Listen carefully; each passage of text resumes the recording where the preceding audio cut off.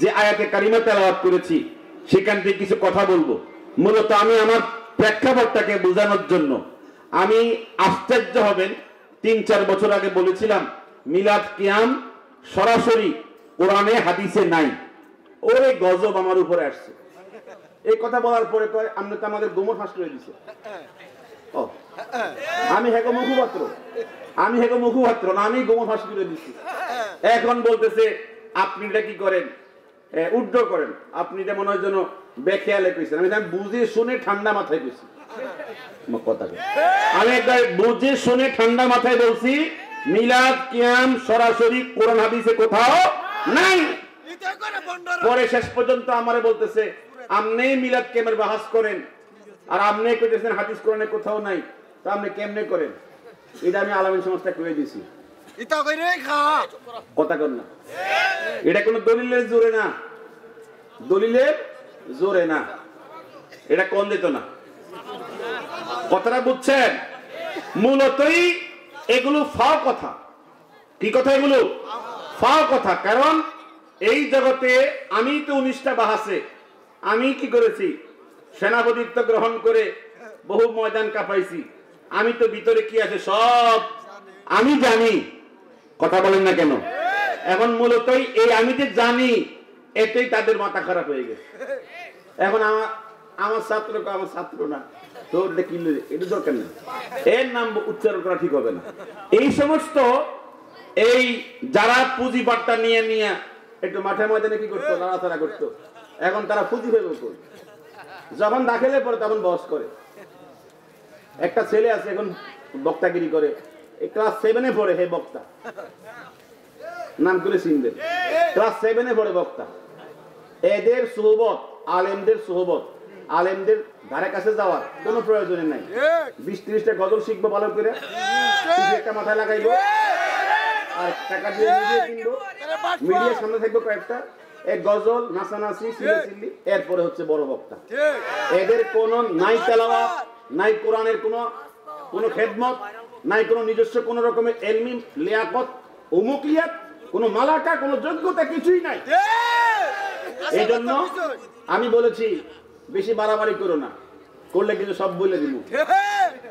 আমি এখনো কিছুই বলি নাই, অনেক কিছুই বলি নাই, বলে দিব সব। কথাই বুঝে আসছে? আমি কিছুই বলি না, এখন বলে দিব সব কিছু। না বলতাম না, সব কথা বলে লাগবো না, সমস্যা আছে।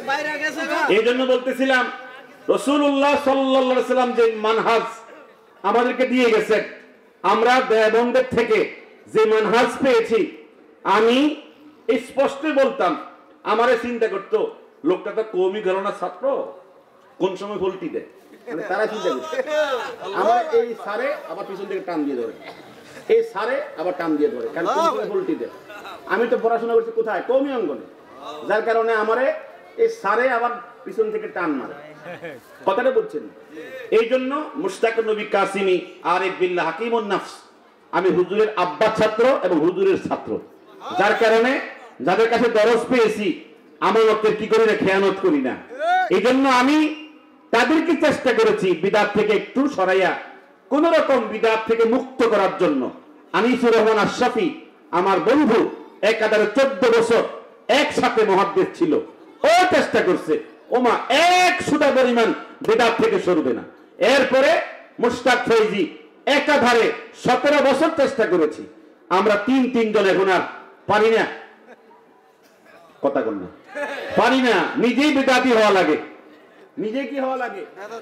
এই জন্য সিদ্ধান্ত হয়েছে আর বিদাতের দ্বারে কাছে থাকতাম না। এখন কি ভালো করছি না? সরকারি চাকরি করছি কি খারাপ করছি? চাকরি কেউ পায় না, আর আমি কি ধরেন নিয়ে যান, এগুলা কি করেন, পানি খান আমার বইয়ে বলে চাকরি দিয়ে।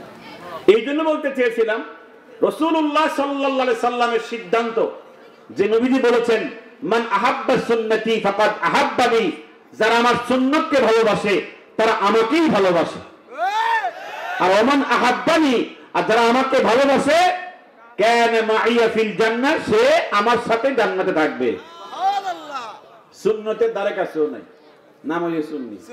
ঠিক, সুন্নত বাটওয়া। আমের মেসওয়াক থেকে শুরু করে একবারে টিস্যু থেকে শুরু করে দস্তরখানা পর্যন্ত যেই প্রশিক্ষণটা আমাদের দেওবন্দের সেলসালের মধ্যে আছে, এই 2 মাস যা দেখতেছি আমি, এই 2 মাস যা দেখতেছি, সুবহানাল্লাহ। আমনের খাইতাম বসছি, যদি কেউ দস্তরখানা কোথায় হুজুর লুঙ্গি দিলেও বলি কথা কন না। এই মহিলাদের কি ওই ওড়না দিয়ে বসায়, ওড়না মহিলাদের গায়ে দেওয়া ওড়না সুন্নতি থাক। যে হুজুরকে খাওয়াবে যে ঘরে, সেই ঘরে সুন্নত নাই, কথা কয় না। এখন বুঝেন ওদের পরিবেশটা কোন জায়গায় আছে। মহিলাদের ওড়না দিয়ে বসায়, লুঙ্গি দিয়ে বসায়, একটা দস্তরখানা নাই পুরা ময়দানের মধ্যে। আর আমি এমন কোন এই যে 2 মাস এ জগতে যাওয়া আশা করতেছি, যেখানে গেছে আগে দস্তরখানা, আগে সুন্নাত, কথা বল না।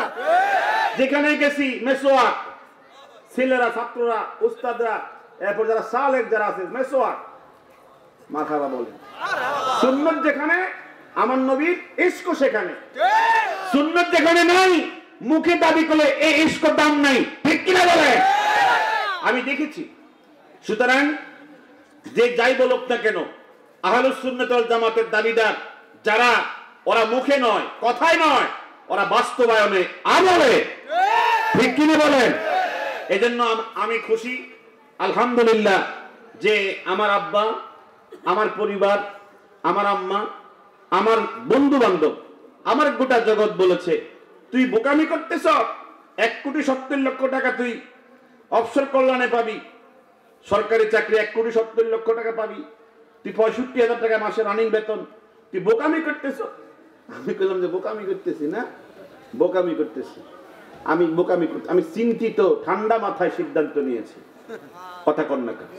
এগুলো আমি কিছুই মনে করতেছি না। এখন আমি প্রয়োজনে মাটি খাবো, প্রয়োজন মাটি খাবো, প্রয়োজন কি হয়েছে আমার প্রয়োজন, আমি না খেয়ে থাকবো, আমার পরিবার না খেয়ে থাকবে, বাচ্চা কাচ্চা। আমি সিদ্ধান্ত নিচ্ছি আমার সব বাদ যাবে। আমার ফ্যামিলি, আমার আত্মীয় স্বজন, আমার গ্রামবাসী, মহল্লাবাসী সবাই আমাকে মুনাফিক বলে। আমি মুসলমান হয়েছি, নতুন ইসলাম গ্রহণ করেছি, আমাকে বিভিন্ন শব্দ প্রয়োগ করে আমাকে কটাক্ষ করতে চায়। আলহামদুলিল্লাহ আমার নবী অনেক কথা শুনেছেন, কথা কোন শুনেন না, এরকম শুনতে হবে। আমি আগে থেকে জানি শুনতে হবে, এই মেজাজ নিয়ে আমি সিদ্ধান্ত নিয়েছি। আরো বলো, যত পারো আযানে কামত দিয়া বলো, অসুবিধা নাই, কথা বলেন না কেন, কোনো সমস্যা নাই। আল্লাহ পাক যেন আমাদের সকলকে, সবচেয়ে বড় খুশির কথা কি জানেন, আমাকে যারা সারা দেশে মহব্বত করে, এই বিভিন্ন ভাবে ফোন দিয়া, হুজুর আপনি যেমনি গেছেন আমারও লইয়া যান। আমার ছাত্র, হাজার হাজার ছাত্র, হুজুর আপনার সাথে আসি, একদিন আমি সমাবেশ করব, কারণ আমাকে মহব্বতের দল ত্যাগ করে আমার সাথে এসেছে, আমি দেখাবো বাংলার জমিনে, আমি দেখাবো আমার কারণে কতজন হক চিনেছে, হকের পথে এসেছে, একজনের কারণে কতজন হক পেয়েছে, আমি দেখাবো ইনশাআল্লাহ। এখন দেখাবো না, এখন তো এমনি জ্বলতেছে, আমারও সহ্য করতে পারতেছে না, খুব জ্বলতেছে। দেখাবো একদিন আমি সমাবেশ ডাকবো, যারা আমার কারণে এই পথ চেঞ্জ করে, এই দল চেঞ্জ করে আমার সাথে এসেছে, আমি একদিন দেখাবো। আমি প্রতিদিন কান্দে, হ্যাঁ হুজুর আপনি যখন সিদ্ধান্ত নিতে পারছেন, আমি তো বড় চাকরি, আমি ইমামতি করি হুজুর, প্রয়োজন ইমামতি যাবে, একটা চাকরি করি, সব চাকরি যাবে, আমি আপনার সাথে আছি, আমি আপনার সাথে আছি। সারা দেশে আলহামদুলিল্লাহ হকের বিজয় আসবেই আসবে, হকের বিজয় আসবেই আসবে, আসবেই আসবে।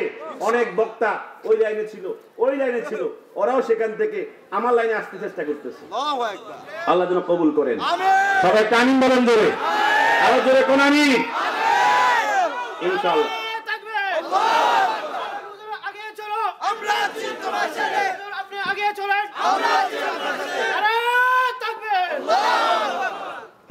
ওই দিন গত সপ্তাহে এক বক্তা, মানে ওই লাইনে, যদিও আমার ছাত্র না কিন্তু সে ওই লাইনের বক্তা, আমার থেকে কথা শুনছে, বলছে যে আপনি তো আসলে অনেক বড় কোরবানি করছেন, এখন একটু শুনতাম চাই কি হয়েছে।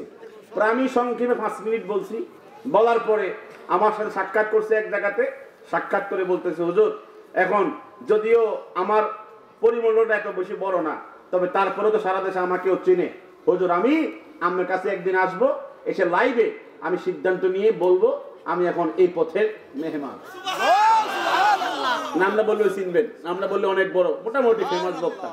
এভাবে করে আমি অনেক শুকরিয়া যে এক আমার কারণে যদি এরকম লোকের মধ্যে একটা বিপ্লব তৈরি হয় যে আমি আর বেদাতে থাকবো না, আমি হকের মধ্যে যাবই, আলহামদুলিল্লাহ। এটা আমি বিনিময় পাবো না ইনশাআল্লাহ? আল্লাহ যেন বিনিময় নসিব করে দেন। জবান খুলে বলেন আমিন। এরপরও না আসুক দরকার নাই, হে দলে থাকুক, তবে যেগুলো বিদআত এগুলো ছেড়ে দিলে তো হয়। কথা কোন না ছেড়ে দেন, অসুবিধা কি? আমরা নামাজ তো আপনারা পড়েন, আমরাও পড়ি।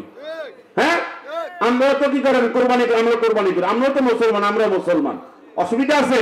যেগুলো বিদআতি আকীদা, বিদআতি আমল, এগুলো ছেড়ে দিলেই তো হয়। আল্লাহ পাক সকলকে বুঝার তৌফিক দান করেন। সবাই জোরে বলেন আমিন। হাদিসের মধ্যে আসছে, নবীজি বলছেন লা ইয়াদখুলুল জান্নাতা লাহমুন নাবাতা মিন সুহতিন আন-নারু আওলা বিহি। ইমাম আহমদ ইবনে হাম্বল 10,50,000 হাদিসের হাফেজ, তিনি তার মুসনাদ গ্রন্থের 14,441 নম্বর হাদিসে বর্ণনা করেছেন, ওই ব্যক্তির গোশত, ওই নারীর গোশত জান্নাতে যাবে না যেই নারীর গোশত, যেই ব্যক্তির গোশত বড় হয়েছে হারাম খেয়ে। কি খেয়ে? হারাম খেয়ে। আন-নারু আওলা বিহি, নবীজি বলেছেন ওই নারী, ওই পুরুষের জন্য উপযুক্ত জায়গা হচ্ছে জাহান্নাম। আর নবীজি ইমাম মুনজিরি কানজুল উম্মালের মধ্যে লিখেছেন যে নবীজি ইরশাদ করেছেন তলাবু কাসবিল হালালে ফরিদাতুন বাদাল ফরিদা, যে যতগুলো ফরজ বিধান আছে, নামাজ, রোজা, হজ, যাকাত, এগুলো ফরজ বিধান, তন্মধ্যে একটি ফরজ বিধান হচ্ছে উপার্জন করা হালাল। হালাল রুজি রোজগার করা কি নফল না ফরজ? কথা বলেন না কেন? নফল না ফরজ?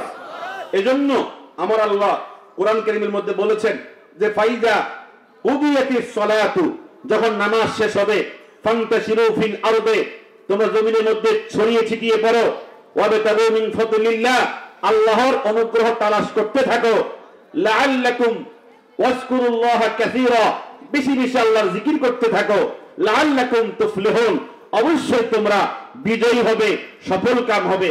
ইমাম কুরতুবী এই আয়াতের ব্যাখ্যা লিখেছেন, তার কুরতুবী শরীফের তাফসীর গ্রন্থের 9 নম্বর খণ্ডে লিখেছেন ফাইজা ফারাগতুম মিনাস সালাতে, যখন নামাজ শেষ করবে তোমরা, তখন ফান্তাশিরু ফিল আরদে, জমিনের মধ্যে ছড়িয়ে ছিটিয়ে বের হয়ে পড়ো, লিত্তিজারাতে, ব্যবসার জন্য, ওয়াত তাসাররুফে ফি হাওয়াইজিকুম, তোমাদের ব্যক্তিগত কাজে, পারিবারিক কাজে, সাংসারিক কাজে, সামাজিক কাজে, রাষ্ট্রীয় কাজে তোমরা ঘর থেকে বেরিয়ে পড়ো।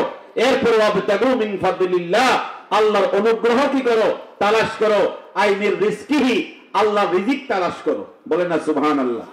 এজন্য আমার আপনার নবীজি ইমাম মুসলিম তার সহিহ গ্রন্থে 1015 নম্বর হাদিসে বলেছেন যে ইন্নাল্লাহা তাইয়্যিবুন, আল্লাহ পাক পবিত্র। কথা কোন না? আল্লাহ তাআলা কি পবিত্র।